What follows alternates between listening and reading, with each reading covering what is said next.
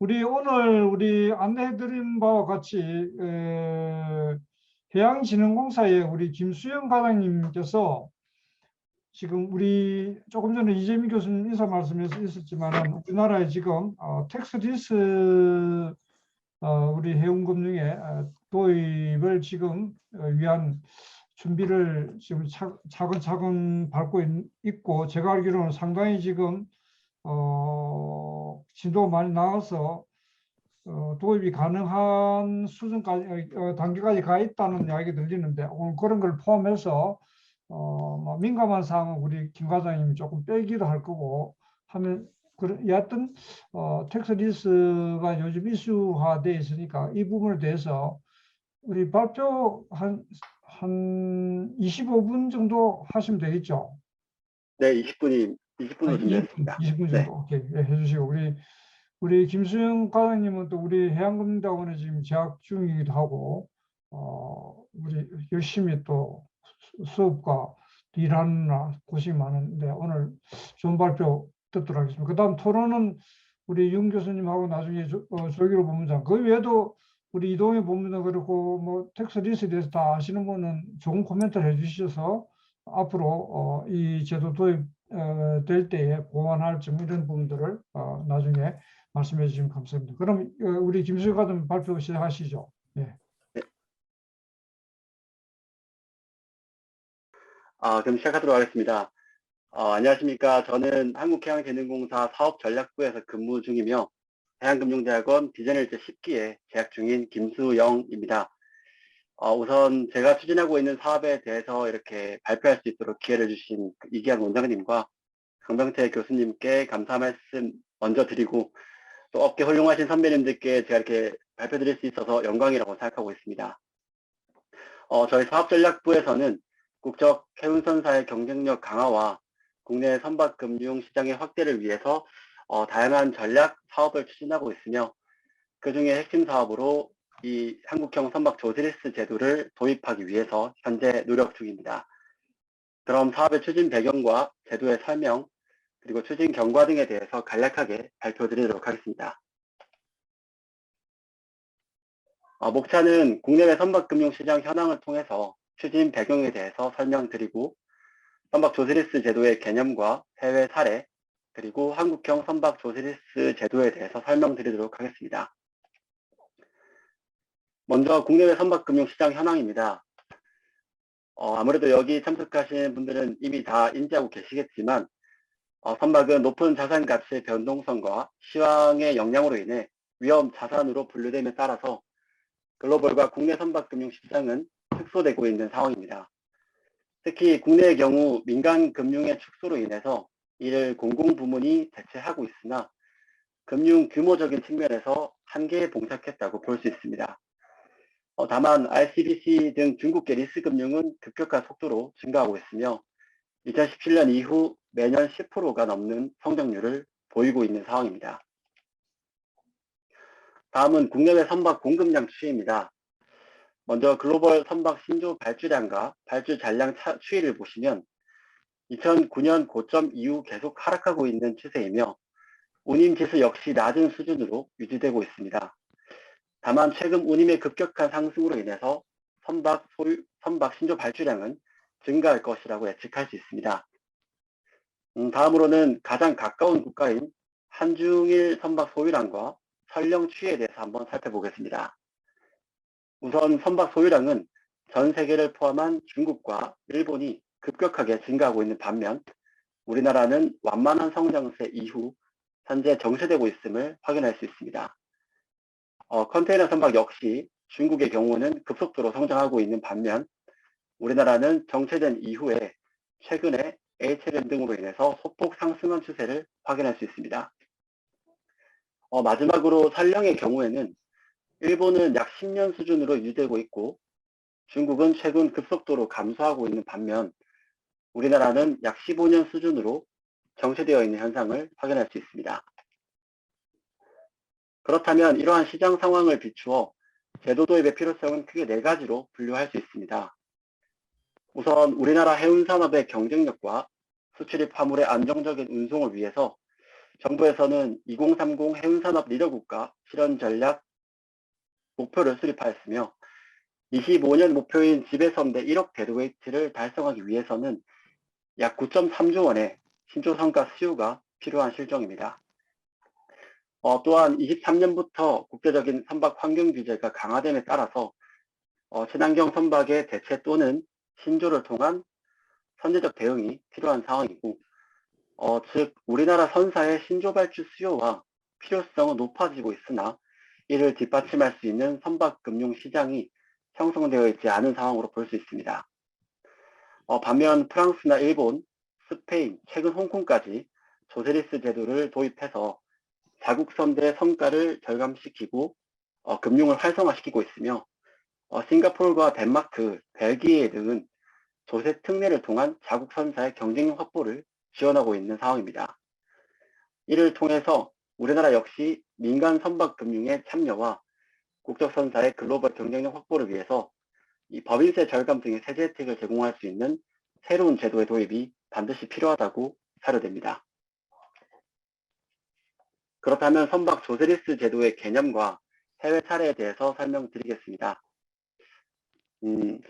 많은 분들이 잘 아시겠지만 선박 조세리스 제도란 이 세법상 자산, 즉 선박이라는 자산의 가속상각을 허용시킴으로써 세금 납부 지연 효과를 통해 발생되는 세제 혜택을 투자자와 선사에게 배분하는 그런 선진금융기법이라고 볼 수 있습니다.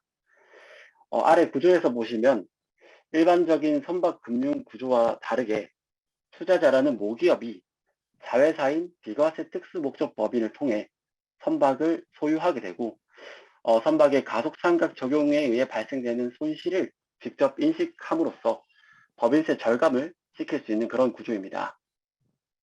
오른쪽 그래프를 보시면 비과세 특수목적 법인은 선사에게 리스를 제공하면서 발생되는 리스료 수입에 대비해서 금융비용과 높은 감가상각비로 과세 대상이 큰 손실로 남겨짐으로써 이를 통해 법인세 절감 등의 세제 혜택을 발생시키는 구조입니다.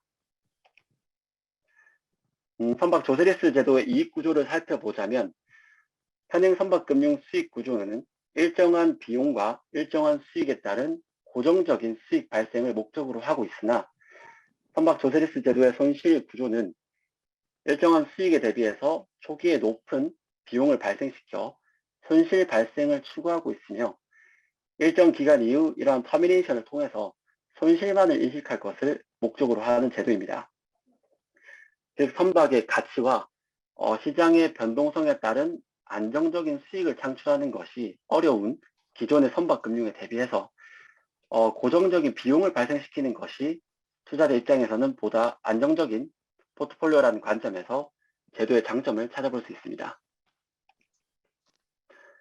주요 해외 사례로 프랑스와 일본 사례를 설명드리겠습니다.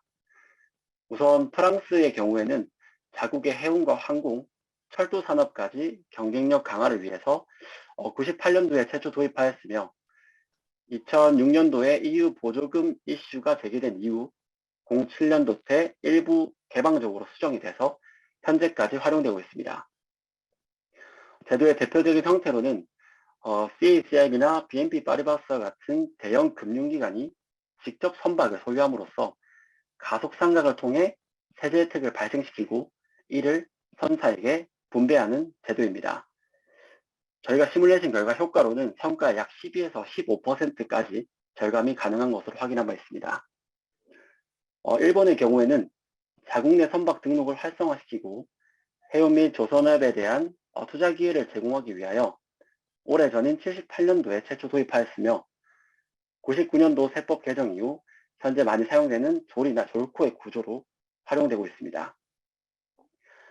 대표적인 제도 형태로는 중소 중견기업의 투자자가 자국 내 TK라는 익명조합을 설립해서 세운사와 리스 계약을 체결하고 시뮬레이션 결과 성과 약 5%까지 절감 가능한 것으로 확인한 바 있습니다.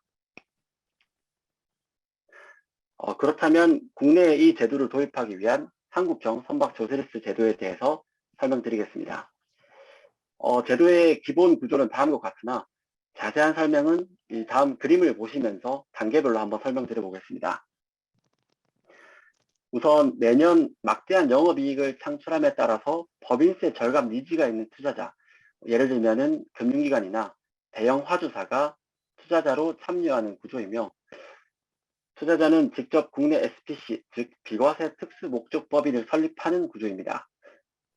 여기서 국내 SPC는 선박투자회사나 또는 집합투자기구 등으로 현재 검토하고 있으며, 현행법상 가장 적합한 형태로 검토하고 있는 단계입니다. 국내 SPC는 그 대주단 모집을 통해서 선박 조달 자금을 직접 차입하게 되고, 해외 SPC의 설립과 할부 매매라는 기능을 통해서 법적 소유주와 회계적 소유주를 구분하게 됩니다. 그런 다음 선사와 BBC 계약을 통해서 선박 리스를 제공하게 되고, 회계적으로 소유하고 있는 선박에 대해서 세무적인 감가상각을 적용하고, 정률법을 통한 가속상각을 통해서 초기에 높은 비용을 인식하게 됩니다. 여기서 발생된 국내 SPC의 비용을 세법상 연결합산과세 적용을 통해서 투자자에게 이전시킴으로써 투자자는 기존에 납부해야 되는 법인세 금액 대비 비용 인식을 통한 법인세 절감 효과를 누릴 수 있습니다.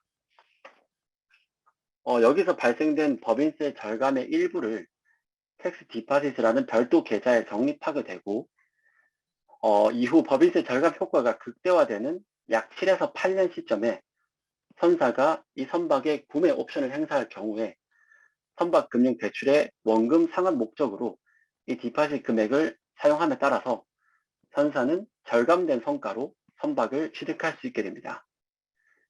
즉 투자자의 법인세 절감으로 인해 발생된 세제 혜택을 투자자와 선사가 모두 향유하는 구조로 볼 수 있습니다. 다만 여기서 발생한 그 선박의 가속상각으로 인해서 선박의 장부 가치는 낮게 형성될 것이며, 이를 통해 투자자는 양도 차익이 발생할 수 있는 리스크가 존재하게 됩니다. 이를 회피하기 위해서 선사는 선박이 아닌 국내 SPC의 지분을 매입하는 구조를 통해서 선박의 공정가치와 잔존부채를 모두 이전시킴으로써 양도 차익을 최소화시킬 수 있는 구조로 제도를 마련하고자 합니다. 그럼 마지막으로 제도 도입 추진 현황과 계획에 대해서 설명드리겠습니다. 우선 2018년 그 정부의 해운재건 5개년 계획 발표 이후에 저희 공사는 국적선사 화물적 치율 제고 방안에 대해서 한국형 선박 조세리스 제도 도입 관련 전략 목표를 수립하였으며, 이후 해외 금융기관과 해외 로펌 등과의 세미나를 통해서 제도에 대한 연구를 실시하였습니다. 이후에 20년 3월부터는 해수부와 공동으로 한국조세대정연구원을 통해서 해외 사례와 국내 도입 방안에 대한 연구 용역을 실시하였고, 이후에는 국내 대표 로펌과 회계법인 전문가를 대상으로 협의회 등을 통해서 한국형 도입 모델을 마련하였습니다.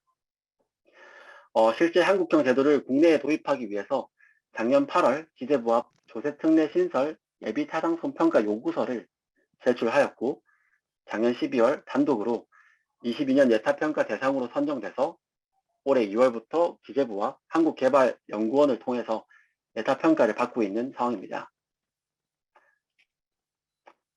제도 도입을 위한 단계별 추진사항으로는 우선 작년 21년에는 해외 제도에 대한 연구와 국내 도입을 위한 한국형 모델 기본구조를 수립하였으며, 올해 22년은 한국형 선박 조세리스 제도를 도입하기 위한 법령 개정안을 마련하고 정부 입법 절차를 추진하고자 합니다. 이후 올해 하반기부터는 관련 이해 당사자를 대상으로 세미나나 공청회 등, 그리고 업계 대상 설명회 등을 통해서 공감대 형성을 통해 제도 도입 추진 동력을 좀 마련하기도 하고, 또 이러한 제도에 대한 실제 제도 시행을 위해서 실무자 위주의 워킹 그룹 등을 형성해서 23년도에는 파일럿들이 추진될 수 있도록 준비하고자 합니다. 물론 현재 상황으로는 기재부 앞 예타평가의 통과가 쉽지만은 않은 상황입니다. 하지만 국내 제도 도입의 필요성과 업계의 공감대 형성이 만약 이루어진다면 제도 도입은 시간 문제라고 생각하고, 또 새로운 조세특례 제도를 도입을 통해서 우리 국적선사의 경쟁력 확보와 국내 선박금융시장 확대를 위해서 최선을 다하고자 하오니 많은 관심과 응원 부탁드리겠습니다. 그럼 이것으로 제 발표를 짧게 마치도록 하겠습니다. 네, 감사합니다. 세계로 선박금융 조결입니다. 먼저 이 조세리스 제도 도입과 관련돼서 그동안 수고도 많이 해주시고 또 현재 진행 중이지만 많은 노력을 해주시는 김수영 과장님이야 해양진흥공사 담당 임직원분께 감사드리겠습니다. 본 제도는 한 2년 전부터 많이 논의가 되어 오다가 작년부터 해양진흥공사에서 본격적으로 영역도 하고 또 실제 한국형 모델도 디벨롭하고 또 입법을 위한 각종 문제점들도 스터디하면서 지속적으로 변화도 되어 왔고 또 앞으로도 해야 될 일도 많은 것 같습니다. 이 한국형 모델은 기본적으로 제가 알기로는 프랑스 모델과 일본 모델 두 개의 모델을 바탕으로 해서 그동안 연구를 해온 걸로 알고 있습니다. 그래서 프랑스 모델은 이제 각국마다 이 선박 조세리스 제도의 도입 목적과 또 처한 환경이 다르다 보니 좀 각국마다 조금 상이한 것 같습니다. 예를 들면 프랑스 같은 경우에는 CMA-CGM이 있고 또 프랑스 조선산업이 또 있고 또 상대적으로 프랑스는 상업금융기관이 굉장히 선박금융을 지급하는 상업금융기관이 굉장히 잘 발달이 돼 있죠. 그래서 이 프랑스 제도는 텍스 커패시티 프로바이더 모양과 이런 매년 막대한 이익을 내는 그러한 금융기관이 텍스 커패시티를 제공하고 SPC로부터 발생하는 그러한 막대한 영업 손실을 흡수해서 그걸 바탕으로 해서 세제 혜택을 창출하는 그러한 모델이죠. 그래서 통상적으로 텍스 커패시티 프로바이더 역할만 하는 경우도 있고 또는 투자자로서 참여하는 경우도 있는 것 같습니다. 근데 일반적인 모델로는 텍스 커패시티 프로바이더만 역할만 하고 선사가 통상 한 25%의 자담을 투입하고 나머지 75%를 선순위와 중순위 금융을 조달해서 선가의 세제 혜택이 선가의 한 10% 내외, 많게는 15%까지 세제 혜택을 창출해서 옛날에는 선사가 3분의 1을 갖고 또 투자자가 3분의 1을 갖는 그러한 모델이었는데 명문화하는 것이 EU 보조금 시비 등을 고려해서 적절치 않다 해서 2007년 이후에 명문화한 거는 없앴고 기본적으로는 3분의 2는 선사가 갖고 3분의 1은 투자자가 갖는 그런 식의 모델인 것 같습니다. 반면에 이제 일본형 모델은 일본은 익명조합형 모델을 통해서 기본적으로 익명조합 일본은 이제 중소기업 또 잉여 자금을 많이 확보하고 있는 투자자 그룹이 많기 때문에 이런 투자자 구성에 문제가 없다고 보고 익명조합을 구성해서 익명조합 투자자들이 한 25% 자금을 제공하고 나머지 75%는 금융기관이 선순위와 중순위 이렇게 대출에 참여함으로써 선사는 부담을 하나도 투입하지 않고 전부 100% 선박금융을 조달하는 반면에 일본은 프랑스에 비해서 세제 혜택 효과가 5 내지 한 6%로 상대적으로 좀 낮은 그래서 선사는 세제 혜택은 갖지 않지만 자담 없이 좋은 조건의 선박금융을 조달함으로써 즉시 선박 투자를 실행할 수 있는 그런 제도적 틀이 마련돼 있다라고 보여집니다. 반면 한국은 그러한 이제 프랑스형을 택할 거냐, 일본형을 택할 거냐 이제 이 부분은 많은 이제 논의와 검토가 필요한 것으로 생각이 됩니다. 다만 그 이전에 정부에서 프랑스형 모델을 수용할 것인지 일본형 모델을 수용할 것인지, 그거는 선투법이라든지 법인세법 그걸 개정하는 과정에서 상대적으로 부담이 덜한 그런 방향을 택하지 않을까 생각이 됩니다. 그래서 저희는 뭐 프랑스형을 반드시 택해야 된다, 일본형을 택해야 된다 하는 것보다 우리나라 실정에 맞는, 또 정부에서 억셉터블한 그러한 모양새로 이 제도가 입법돼야 되지 않을까 이렇게 생각이 됩니다. 너무 말씀 많이 드리는 것보다 일단 저는 이 정도만 일단 말씀을 드리고 예. 다른 분들 의견을 듣는 게 어떨까 싶습니다. 예, 조기로 사장님 감사합니다. 그러면 또 우리 이어서 윤 교수님 하시고 또 우리 그 참여자들이 자유롭게 의견 개진하도록 하겠습니다. 윤 교수님 부탁하겠습니다. 예. 발표 잘 들었고요. 제가 그 예타 대응 또 자문하는데 일부 관여하고 있어서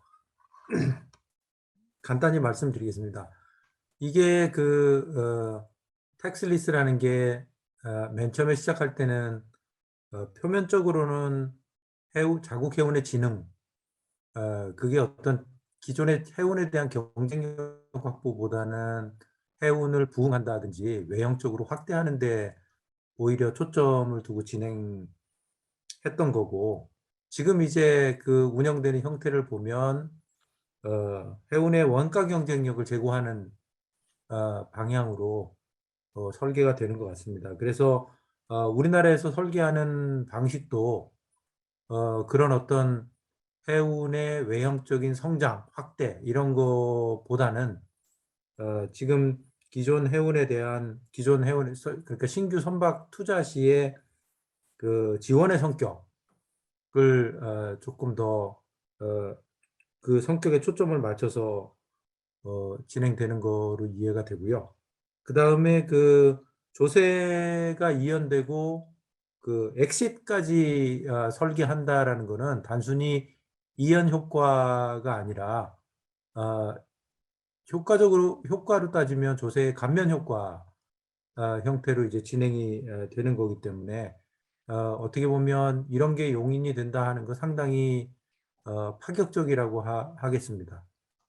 그런 형태로 이제 진행이 되는 거고, 그 다음에 형태가 그 텍스 커패시티 프로바이더 형태냐 아니면 익명 조합형이냐 하는 거에 대해서 여러 가지 장단점이 있을 수 있는데요. TCP형 같으면 앞으로 계속 그 투자가 이제 일정 수준 이상의 투자가 진행될 때 과연 그 TCP를 얼마나 지속적으로 확보해 나갈 거냐 하는 문제가 상당히 그 고려돼야 될 사항이라고 생각이 됩니다. 그 다음에 제가 요즘 그 STO를 통한 조각 투자 이런 것도 조금 들여다보고 있는데요. 그거를 들여다보면서 드는 생각이 개인 투자자까지 확대한 어떤 익명조합형 형태로 진행하는 것도 그 현실성 측면에서는 조금 뭐 실제 구체적으로 제도화돼서 진행할 때 그게 이제 어떤 그 형태로 진행될지에 대해서는 좀 연구가 필요하겠지만 그 TCP 확보에 대한 문제를 해결하는 방안으로는 오히려 그 방법이 워킹하는 거 아닌가 이런 생각이 들었습니다. 그래서 지금 이제 뭐 예타를 통과하는 거에 일단은 초점을 맞추고 있겠지만 나중에 이제 실제로 법령으로 제도화하는 단계에서 이걸 어떤 형태로 구현할 건가 하는 거에 많은 그 지혜가 모아져야 될 것 같고요. 이런 형태로 그 세금의 조세 이연 또는 뭐 감면 효과가 해운에 제공이 된다 그러면 해운의 그 원가 경쟁력을 확보하는 측면에서는 상당히 도움이 될 것 같습니다. 한 가지 추가적으로 고려해야 될 게 해운이 그 구조적으로 가지고 있는 시황 순행성, 경기 순행성이죠. 경기 순행성 문제를 이 조세리스가 어떻게 브레이크하는 데 기여할 건가라는 거는 이거를 예비 타당성을 통해서 제도에 대한 승인을 받는 거 이후에 2단계에서는 조금 더 고민이 많이 돼야 되는 문제라 이런 생각이 듭니다. 이상 말씀 마치겠습니다. 예, 감사합니다. 네, 그러면은 우리 오늘 참석하신 분들 중에서도 이쪽 분야에 많은 식견을 갖고 계시는 분들 있을 텐데 좀 말씀 또 해주시면 감사하겠습니다.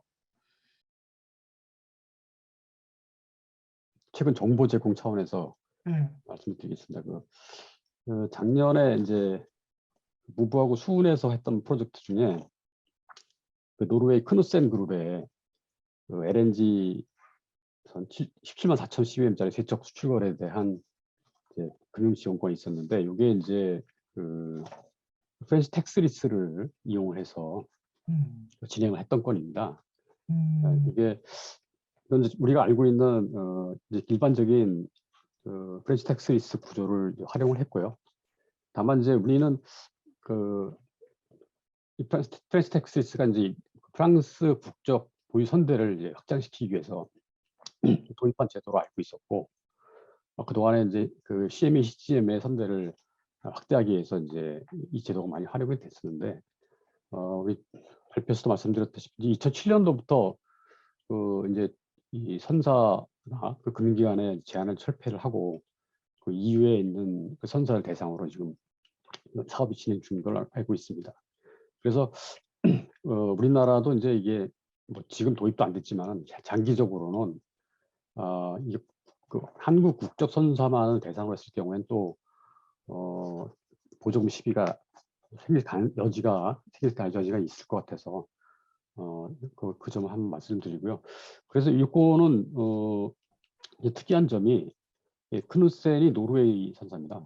노르웨이 선사가 프랑스의 SPC를 설립하고 거기에서 이제 프랑스의 CIC 은행이 이제 SPV죠. SPV를 설립을 해서 텍스리스를 통해서 이제 크누센에 용선을 주고, 크누센은 이제 이게 이제 저기 오퍼레이팅 회사는 아니고 이제 전문 선사입니다.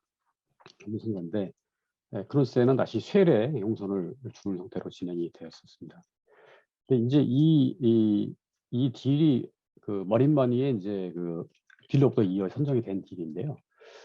특이한 점은 이 딜의 이제 후순위 이 펀딩을 우리나라 하나투자증권에서 후순위 본드를 발행을 해서 그 조달을 했습니다. 그래서 KTB 자산운용이 요 딜을 그 운용사로 참여를 했었고, 제가 알아보니까 금액은 한 600억 정도 발행이 됐었고요. 이자율은 한 8% 정도, 8 내지 10% 정도라고 들었습니다. 예. 그리고 기간은 금융 기간은 한 10년짜리인데 제가 지금 자세히 기억이 안 나는데 7년 뭐 조기상환 조건이 있었다고 그렇게 얘기를 들었었고, 그 과거에는 뭐 이런 형태로 우리나라 증권회사에서 그 후순위 본드를 발행을 해서 그 해외 선사나 국내 선사에 지원한 사례가 가끔 있었다고 들었는데 최근에 활발치는 않은 것 같습니다. 그래서 제가 하나투자증권에 있는 분하고 이제 그 얘기를 나눴는데 이게 몇 년 만에 처음 있던 딜이었고, 그분도 사실은 이쪽 어디 선박투자 국제선박금융인가요? 국제선박금융에 근무를 하시다가 이제 하나증권으로 가셔가지고 해운금융에 대해서 좀 지식이 있으시니까 아마 이 딜을 성공을 시키신 것 같아요. 그래서 우리가 앞으로 이 텍스리스 제도를 도입을 하더라도 이런 후순위 금융에 대한 비클을 새로 추가적으로 갖고 있는 게 좋을 것 같고, 그 경우에 아마 이런 식의 이제 후순위 채권을 발행한다든지 후순위 대출을 좀 유도한다든지 해서 선순위뿐만 아니고 선사가 좀 부담을 적게 가져가는 그런 딜이 됐으면 좋겠다는 생각이 들고요. 두 번째 사례는 이제 여러분 아시던 시스펜 사례입니다. 시스펜의 그 이제 컨테이너선 컨테이너선 열척 그 길인데 15,000짜리 15,000 TU짜리 열척입니다. 총 금액이 거의 14억 불 정도 되는 금액인데요. 이 경우에는 이제 졸코를 활용을 했습니다. 졸코를. 그래서 인도 전에는 시스펜이 설립한 SPC가 선박 건조 계획을 체결을 하고 있다가 인도 전에 인도 후에는 일본의 졸코 제도를 활용을 해서 졸코가 설립한 SPV로 선박을 넘기고 시스펜은 인도 전에 투입한 25%의 자담을 회수를 하는 거죠. 회수를 하고 졸코에서 발생되는 이제 5% 정도의 성과 하락 효과를 이제 얻는 그런 형태였는데 이것도 역시 저는 일본의 선사가 BBC의 이제 상대방인 줄 알았는데 이게 이제 이스라엘 짚라인이 이제 그 차터로 들어갔더라고요. 이거는 뭐 일본의 어떤 그 내셔널 컨텐츠는 일본에 설립된 졸코 SPC밖에 없는 거죠. 그래서 꼭 이게 그 텍스리스 제도가 어떤 자국 선대의 뭐 선대 확충이나 자국 선대의 효율적인 뭐 선박 확보 이런 것뿐만 아니고 이렇게 월드와이드하게 활용이 되고 있다는 점을 좀 소개를 드리고 싶고요. 그다음에 이제 제가 느낀 거는 이게 이제 졸코를 설립한 주체가 파이낸셜 프로덕트 그룹, 그 FPG라는 이제 그 자사무용사죠. 우리로 말하면 이 자사무용사가 이제 개인 투자자나 중견기업으로부터 에쿼티 인베스트먼트 받아가지고 SPC를 설립을 하고 거기서 선순위 금융을 끌어와서 거의 100%의 선박금융을 공급을 해주는 그런 제도인데요. 우리나라에서 과연 FPG의 역할을 어떤 회사가 할 수 있겠느냐? 만약에 이제 졸코 제도를 만약에 도입을 한다 그러면 제가 보기에는 뭐 선박 운용회사, 우리가 말하는 선박 펀드 회사들이 이런 역할을 해야 되지 않을까 그렇게 생각이 되는데 물론 이제 이런 자본시장에서 다른 증권회사나 자산운용사들도 FPG 역할을 할 수가 있겠죠. 수가 있는데 해진공에서 설계를 하실 때 언제 어떤 회사들을 염두에 두고 하시는지 모르겠는데 이런 걸 우리가 한번 벤치마킹을 해볼 필요가 있지 않나 싶고요. 또 최근에 이런 각국의 텍스리스 제도가 꼭 반드시 자국선사를 위한 제도가 아니고 다른 나라 선사들도 이 활용을 할 수 있도록 이렇게 좀 오픈돼서 진행되고 있다 이런 점을 좀 설명을 드리고 싶습니다. 네, 이상입니다. 예, 좋은 사례 소개 우리 강 교수님 감사드립니다. 네, 전 지금 대학원에서 박사과정을 하고 있습니다. 이승철입니다. 오늘 그 김수영 과장님 발표하신 그 내용 잘 들었는데 지금 한 가지 좀 질문을 드리고 싶어요. 뭐냐면 한국형 텍스리스를 디자인을 하면서 투자자를 누구를 대상으로 했는지가 사실 조금 궁금하고요.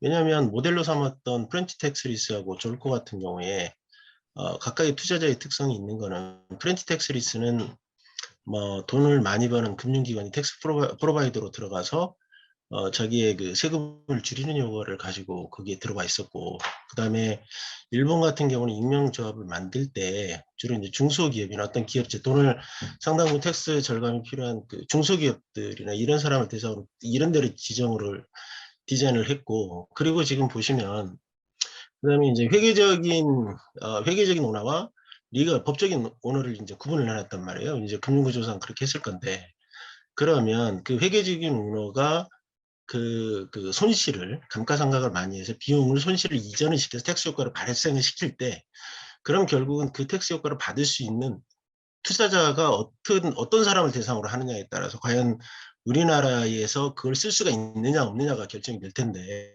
그럼 그 투자자를 그럼 두 가지 케이스를 모델로 해가지고 그거를 벤치마크를 해서 이걸 했다면 현재 생각하시는 투자자는 누구를 대상으로 우리나라에 누가 그런 텍스 프로바이더로 작용을 일을 할 수 있을까? 기능을 할 수 있는 그런 투자자로 나올 수 있을까? 그런 부분은 혹시 어떤 검토를 하셨을까요? 그거 좀 설명을 해주신 것 같겠습니다. 네, 질문 감사드립니다.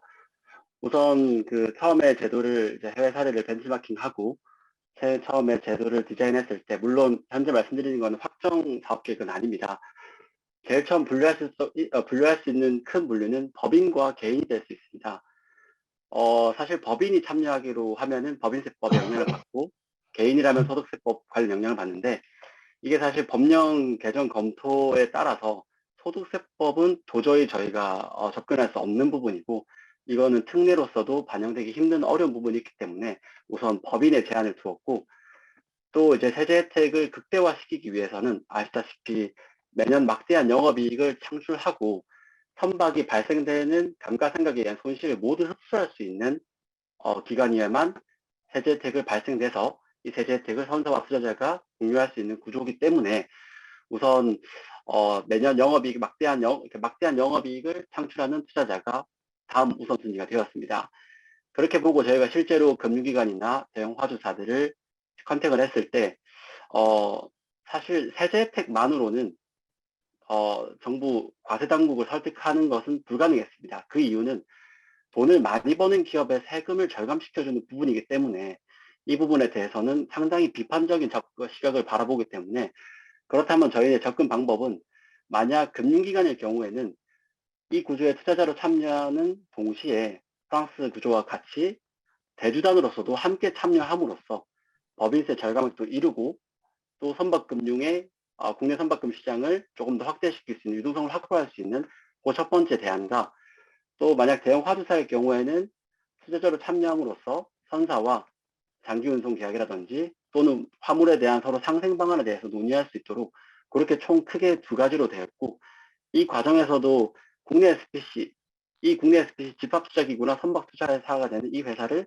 소유할 수 있을 것인가에 대한 방안도 금융기관인 경우에는 지주회사법을 받게 되고, 또 이제 대형 화주사 같은 경우 상법 적용받게 되는데, 이 두 회사는 현재로서는 제한 사항이 없는 것으로 확인된 바, 현재 저희로서는 대형 금융기관 또는 대형 화주사를 우선 투자자로 고려하고 있는 상황입니다. 오늘 김 과장님이 해진공에서 이렇게 텍스리스 발표를 해줬어서 아무튼 저는 서울에서 정우영 대표님하고 이 문제 같이 뭐 토론도 하고 연구도 하고 했습니다. 이 가장 임박하게 생각하는 게 아니라 우리나라 선대 확장이 필요하다는 그런 어떤 정책적인 배경은 이해가 되고요.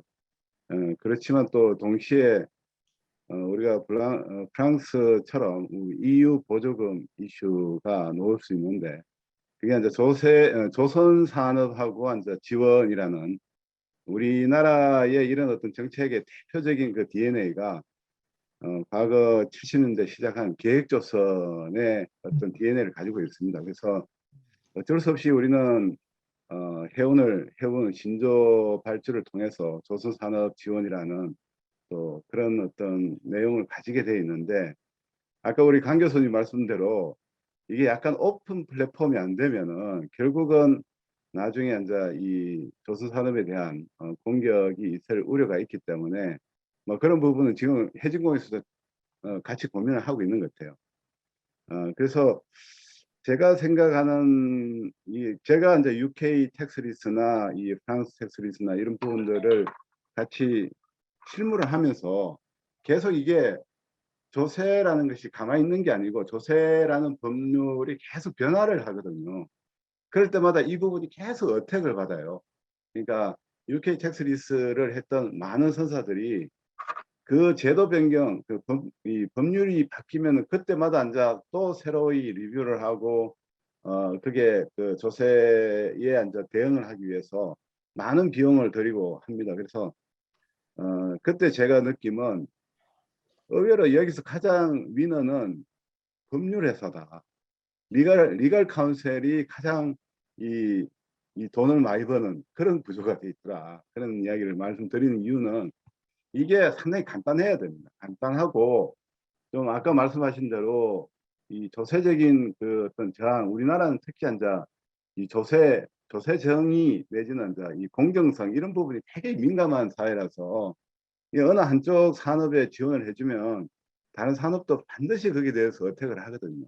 부동산이든 뭐 항공이든 뭐든지 그럴 겁니다. 그래서 다만 그런 의미에서 제가 이제 그동안 많이 연구를 하면서 생각했던 것 중에 취지는 아까 김 과장님 이야기한 대로 우리나라가 지금 이 해운업의 선대 확장이나 조선산업 지원이 전부 다 정책금융기관 위주로 돼 있어요. 그래서 결국 그 산업 두 개의 산업 전체가 국민한테 부담을 주고 있는 정책금융기관을 이용한다는 것은 결국은 세금을 이용한 그 어떤 국민의 세금을 기반으로 한 지원이거든요. 그래서 그런 것들에서 민간의 선박금융을 불러일으킬 수 있는 그런 제도로 이게 자리 잡음을 했으면 좋겠다.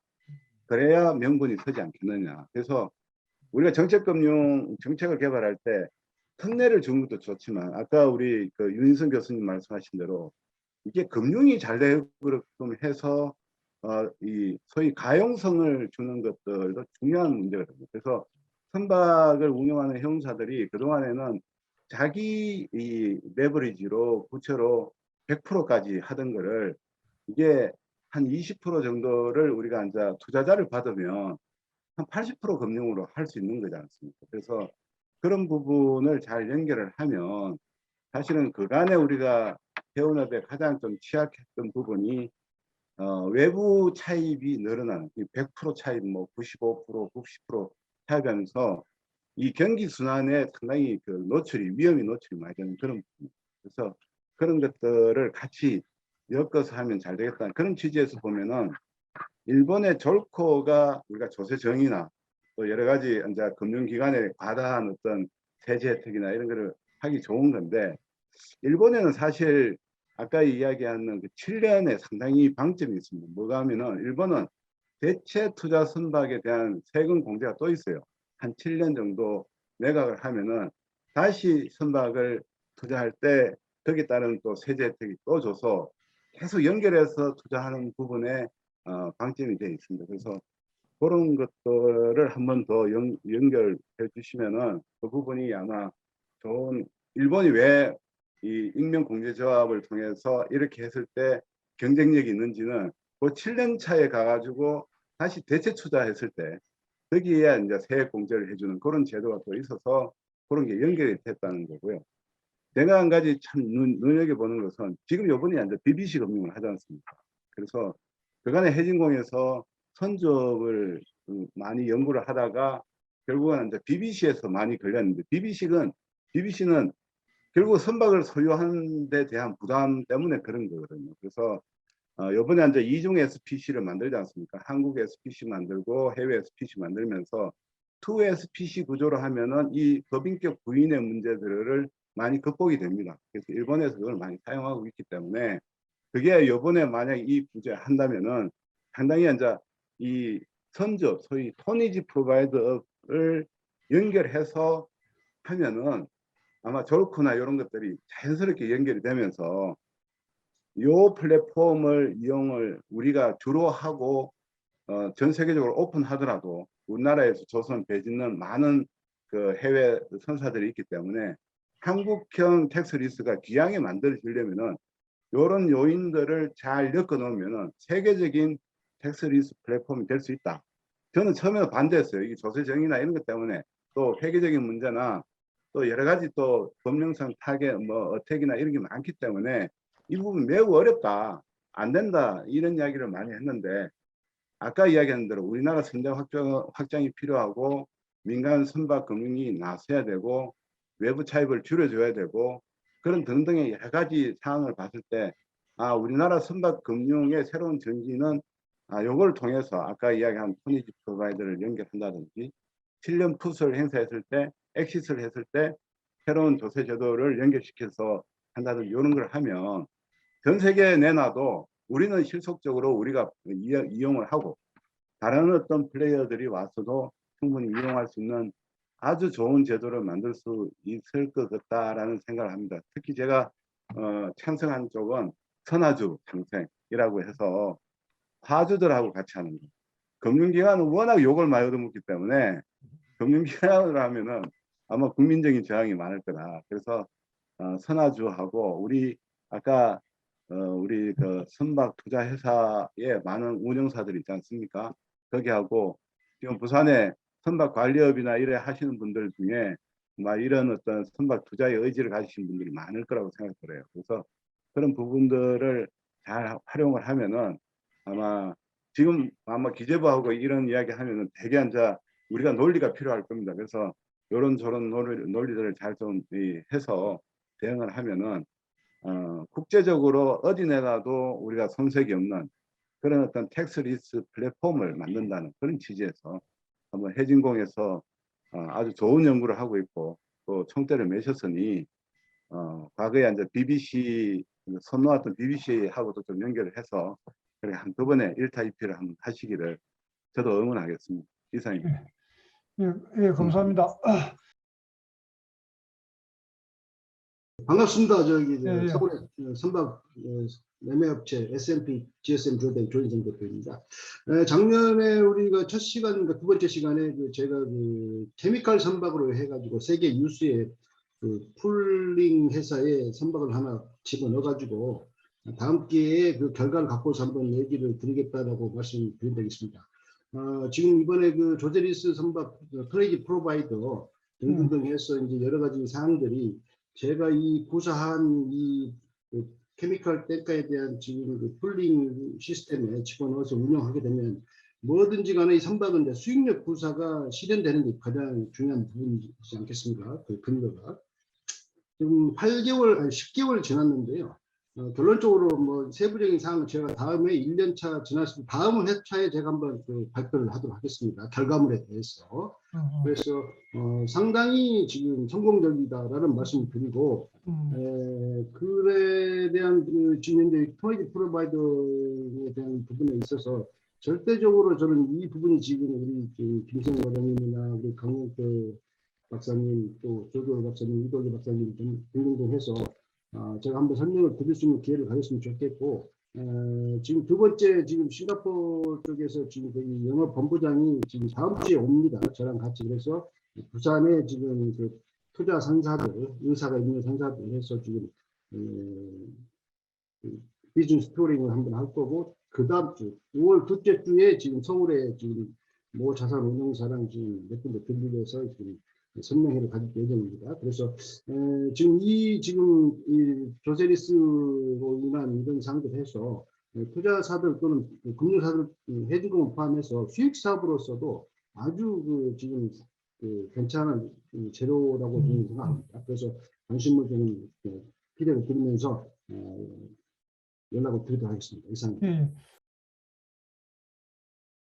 그러면 오늘 처음 오신 분 내가 보니까 양영우 씨도 처음이지? 지난번에 오셨나? 예, 지금 세 번째 처음 참석하고 있습니다. 그러니까, 예. 본인 소개 좀 하시죠.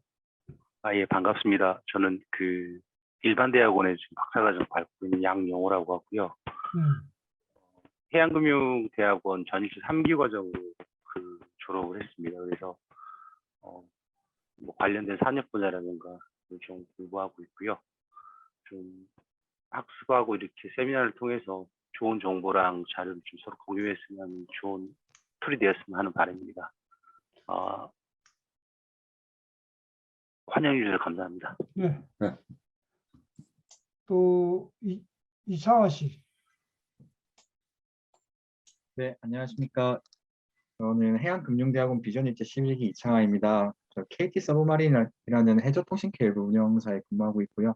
앞으로 열심히 참석해서 많이 배울 수 있도록 열심히 하겠습니다. 감사합니다. 예. 그럼 우리 윤형진 본부장님. 네, 안녕하십니까. 예, 저 예, 윤형진입니다. 반갑습니다. 예, 예, 예. 네. 그래도 얘기 잘 들었고요. 예. 사실 제가 20년 전에 UK 텍스리스하고 US 텍스리스 두 개를 저희 SK은행사한테 실무를 작업한 적이 있었습니다. 네, 네. 근데 그때 제가 차터로 입장해서 네. 좀 애로사항 같은 걸 잠시 말씀드리겠습니다. 그래서 이 점을 좀 감안해가지고 해진공에서 입법할 때 좀 도움을 주시면 좋겠어요. 첫 번째 리스크는 뭐냐면 아까 그 이동의 그 부사장님께서 말씀하셨던 그 세법 변경에 대한 리스크. 근데 이게 US 리스는 이걸 저 차터러가 아닌 랜더가 가지고 왔었습니다. 그러니까 도중에 세법이 변경이 돼가지고 이 딜이 깨졌을 때 그때 차터러들은 그 아무 피해를 안 받고 랜더들이 그러니까 이 텍스 커패시티를 제공했던 자들이 가져갔고요. 반대로 UK 리스는 이 리스크를 저희 차터러가 가져왔습니다. 그렇기 때문에 그 당시에 이거를 우리가 이 UK 쪽에 텍스 세법도 잘 모르는 와중에 이걸 어떻게 테이크하느냐 그래서 논란이 좀 많았었는데요. 그 대신 그 UK 텍스 리스는 그 베니피트가 굉장히 컸어요. 제 기억으로는 성과의 한 10%. 그다음에 US 텍스 리스는 그걸 랜더 가중한 대신에 저희들이 4%인가 그 정도. 그런데 UK 텍스 리스크를 저희가 가져옴에도 불구하고 저희가 했던 이유가 뭐냐면 우리나라도 마찬가지지만은 세법에 대해서 소급 금지 원칙이 있습니다. 그래서 그 딜이 됐을 때 적용됐던 세법이 나중에 바뀌었어요. 그래서 이게 이 어떤 그 경제적 이익이 안 나오더라도 소급 금지에 의해 가지고 소급 금지에 의해 가지고 이 딜이 그냥 갈 수 있기 때문에 저희들이 했던 거거든요. 근데 우리나라 국세청은 좀 다른 게 있어요. 왜냐하면 괘씸죄라고 그러지 않습니까? 사실 제가 지금 현직 세무사입니다. 근데 세무조사라든가 그런 거 볼 때 보면은 우리가 어떤 유권에서라도 받았는데 국세청에서 뒤져버리는 거예요. 그러면 꼼짝없이 당하거든요. 그러니까 이걸 할 때 소급금지 원칙이라는 게 굉장히 철저히 지켜줄 수 있어야 돼요. 그리고 또 하나가 뭐냐면 사후 관리가 있습니다. 지금 조세특례 제한법이라든가 그럴 때 보면은 어떤 면제라든가 어떤 베니핏을 주면은요 몇 년간의 사후 관리를 합니다. 뭐 어떤 건 10년까지도 그 기간의 사후 관리 요건을 벗어나게 되면은 텍스를 모두 추징을 당합니다. 그러면 딜이 망가지거든요. 이거. 그렇기 때문에 이걸 할 때 사후 관리 요건이 너무 엄격하면 안 됩니다. 그렇게 되면은 보통 제 경험으로 한 10년 주기로 금융계 한 혼돈이 발생을 합니다. 그래서 선사 같은 경우에도 만약 리파이낸스나 그런 게 보통 선박 20년 요새는 20년 금융이 가는데 한 5년 10년 주기로 한번 요동이 오기 때문에 그때 그 리스크를 좀 쉽게 피해 나갈 수 있도록 해야지. 그런 상황이 왔을 때 만약 이게 그 차터러들이 미티게이션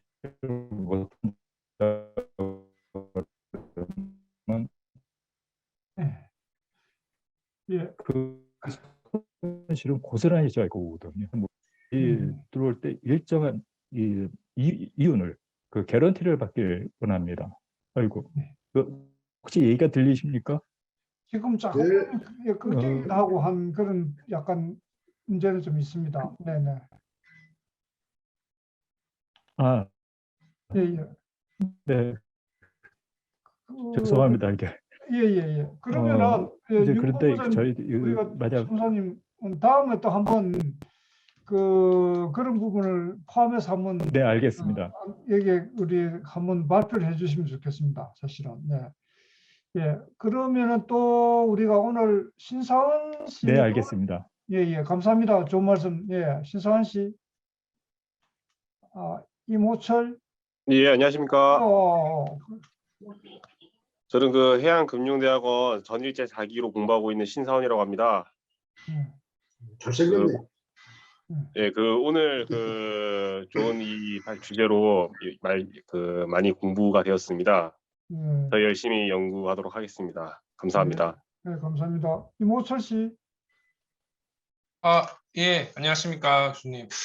저는 현재 부산은행에서 근무하고 있고, 작년부터 전일제 4기로 해양금융대학원 과정을 듣고 있는 임호철이라고 합니다.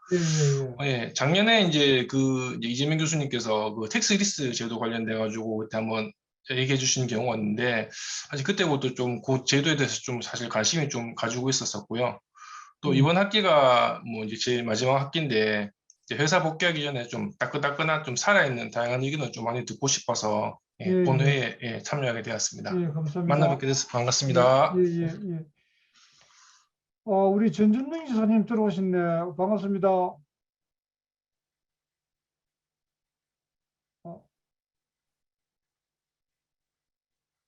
연결 안 되나? 이현성 쌤, 이현성 씨, 부탁합니다.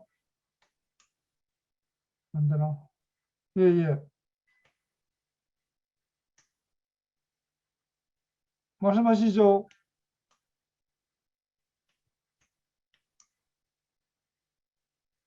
안 되나? 그러면 최병호 쌤, 예, 안녕하십니까. 저는 그 해양금융대학원 11기로 공부를 하고 있고요.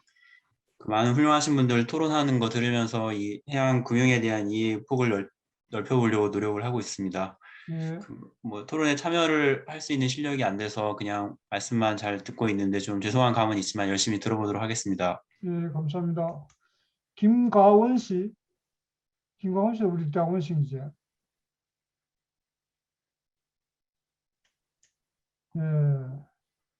그럼 우리 안명철 부장님, 이명호 우리 지금 들어오고 안명철 부장님. 예, 안백철입니다. 제가 좀 늦어가지고 그 앞에 발표를 잘 못 들었는데요. 하여튼 그 토론은 잘 들었고 저는 지금 박사과정 지금 받고 있고 이기환 교수님 밑에서 지금 논문 쓰고 있습니다. 그래서 앞으로 좀 종종 자주 와서 좋은 그 토론에 참여하도록 그렇게 하겠습니다. 감사합니다. 예.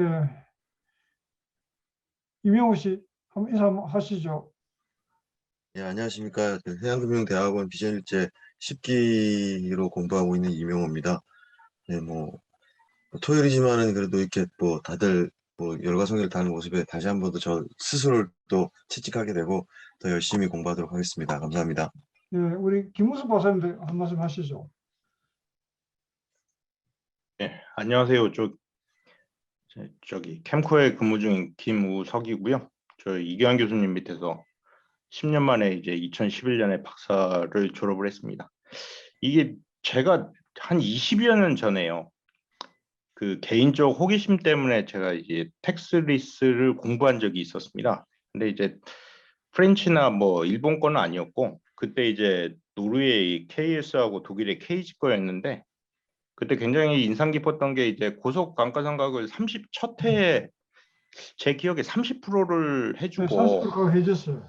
예, 30% 해주고 그 고소득자들의 그 소득세를 연동을 시켜가지고 그 사람들은 뭘 이렇게 얻겠다라는 게 아니라 그 세금을 덜 내고 그 선박을 나중에 매각했을 때 매각 차익을 가져가는 그런 제도로 제가 알고 있었거든요. 근데 이제 오늘 들어보니까 또 다른 내용이어가지고 하여튼 재밌게 잘 들었습니다. 그리고 저 박진호 이사도 소개해야 됩니다. 예. 박 이사님. 네, 안녕하십니까. 저 우석이 동기고요.